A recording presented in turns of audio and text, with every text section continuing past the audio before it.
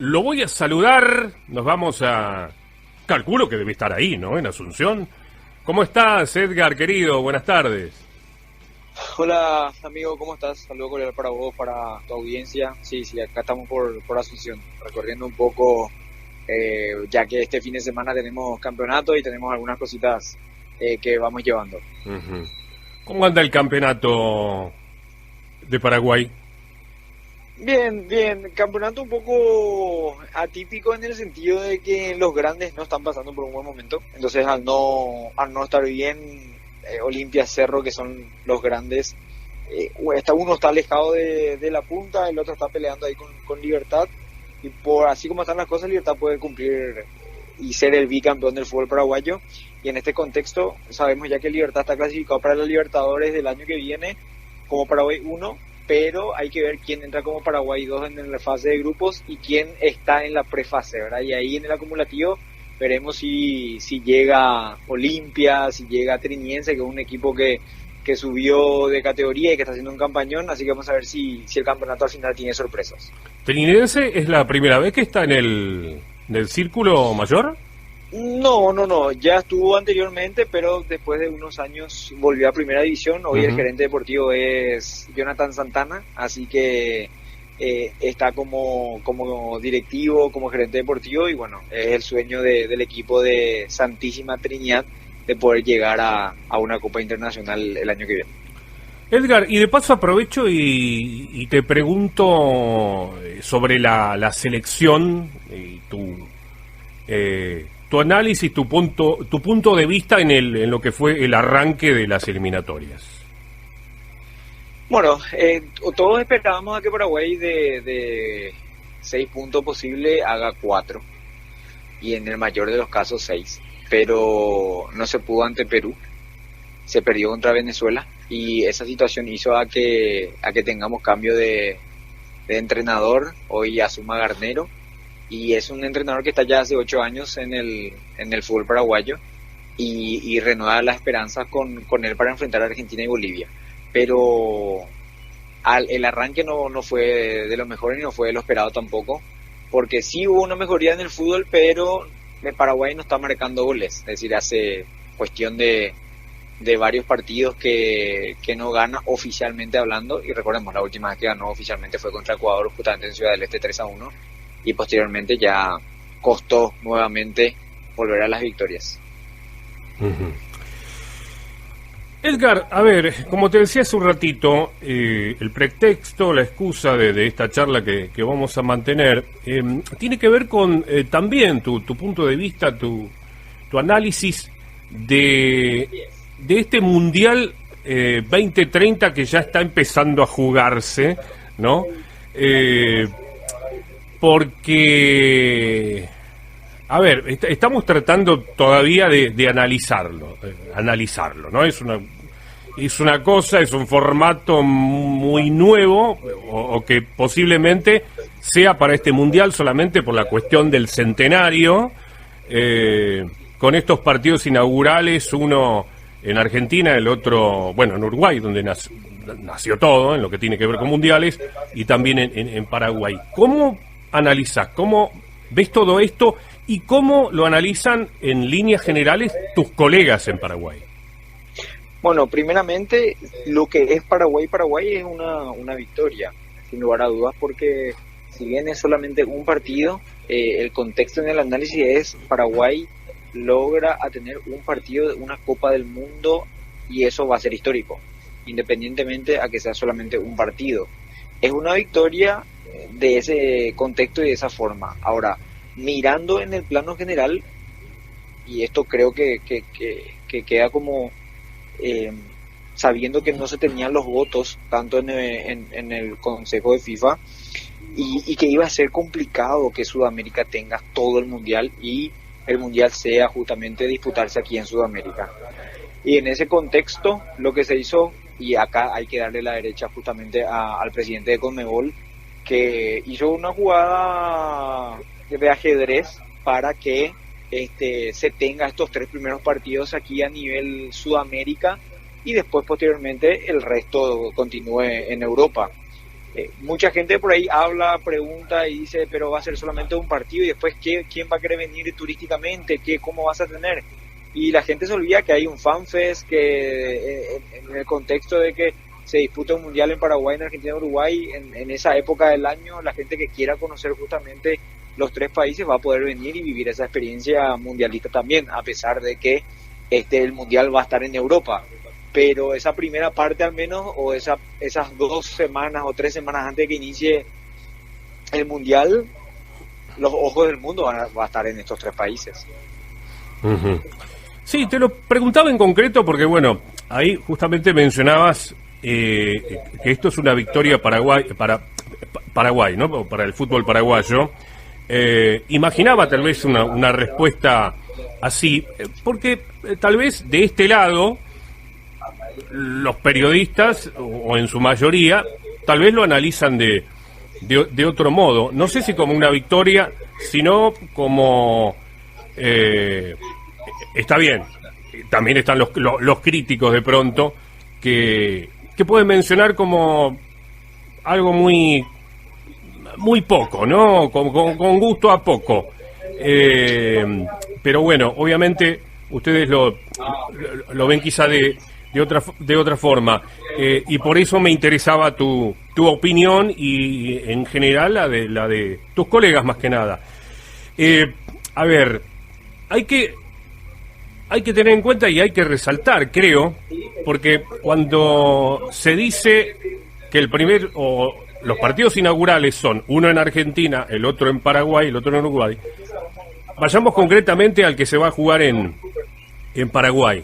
No significa esto, porque muchos por ahí en los medios escucho que lo malinterpretan o están desinformados. No significa que juegue la selección paraguaya, como tampoco la selección uruguaya. Tienen que disputar la eliminatoria primero.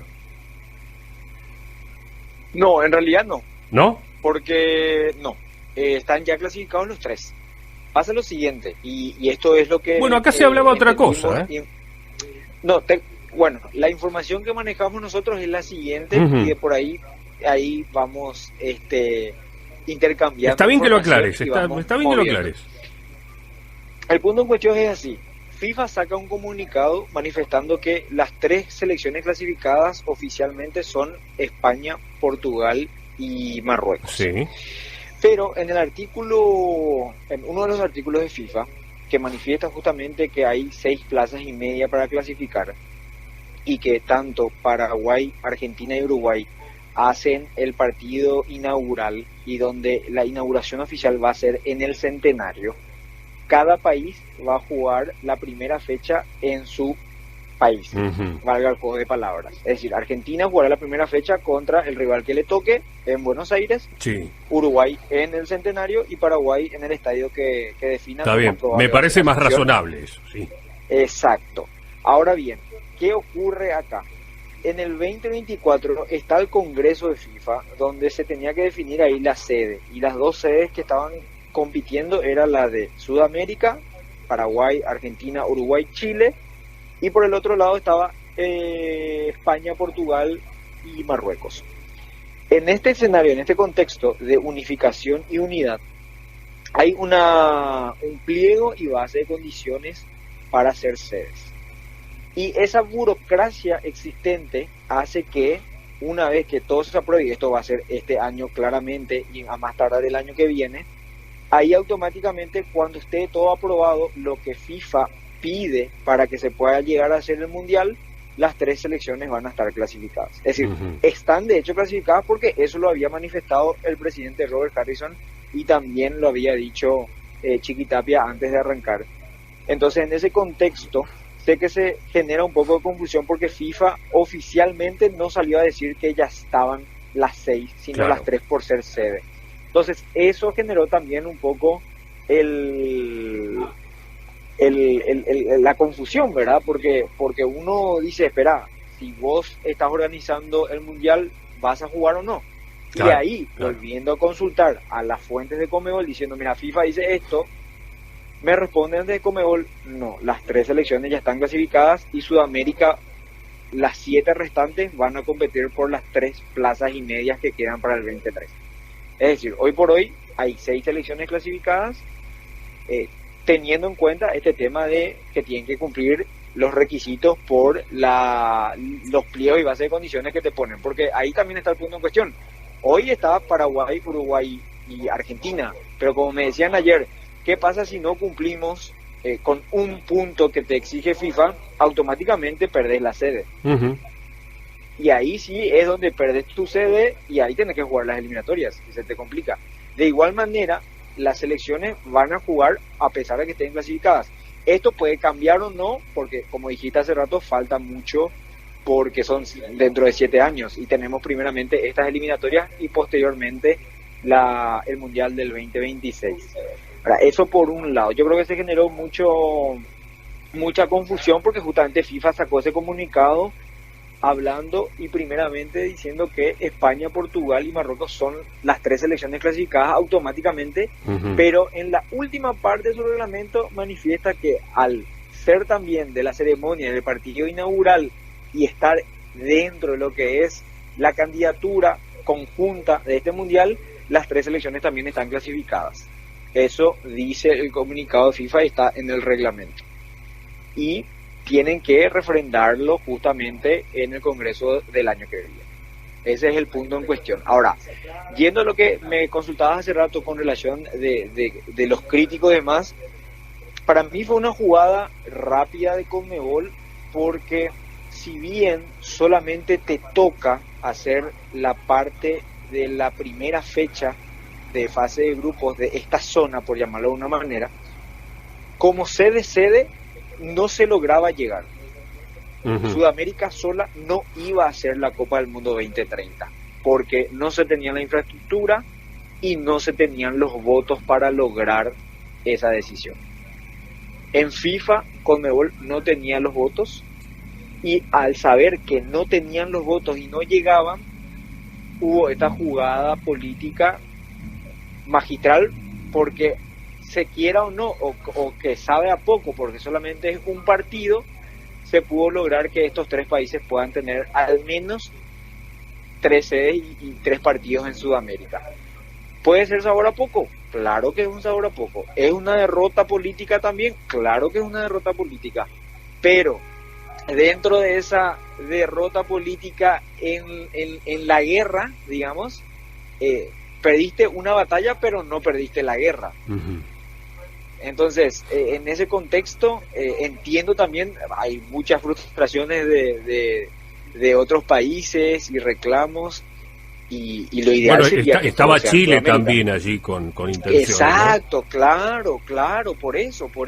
Es decir, Sudamérica era Paraguay, Uruguay, Argentina y Chile. Uh-huh. Pero, como te digo, la información que manejamos nosotros era que no se llegaban con los votos en FIFA. No bastaba solamente con la parte emocional, sino que vos tenías que demostrar que era viable que se haga en Sudamérica, incluso en infraestructura, en movilidad, en asistencia, en trazabilidad, en hotelería, en todo. Y a partir de ahí se optó porque es decisión también de FIFA charlar con las 2 sedes, y como hoy hay un buen relacionamiento entre UEFA y Conmebol, se hizo esta alianza estratégica y que le toca a Paraguay, Uruguay y Argentina hacer los primeros 3 partidos de estas 3 selecciones, y todo después va a España, Portugal y Marruecos.